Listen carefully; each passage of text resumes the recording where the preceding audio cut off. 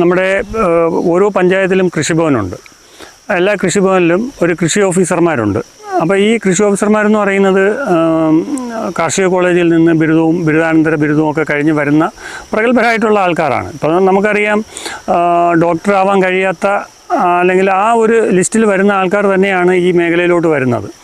അപ്പോൾ അത്രയും കഴിവുള്ള, അറിവുള്ള അവരുടെ സേവനം നമുക്ക് ലഭ്യമാവുന്നില്ല എന്നുള്ളതാണ് ഏറ്റവും വലിയൊരു പ്രശ്നം. കാരണം നമ്മളിപ്പോൾ ഇത്രയധികം ഏരിയ കൃഷി ചെയ്യുന്നു.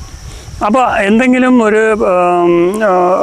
രോഗകീട പ്രശ്നം നമ്മൾ കൃഷിക്കാർ നേരിടുകയാണെങ്കിൽ ശരിക്കും കൃഷി ഓഫീസർമാർ ആ ഫീൽഡ് വന്ന് കണ്ട് അതിന് വേണ്ടുന്ന നിർദ്ദേശങ്ങൾ എന്ത് ചെയ്താൽ അതിനൊരു പരിഹാരമാവും എന്നുള്ള ഒരു നിർദ്ദേശം തരേണ്ടത് അത്യാവശ്യമാണ്.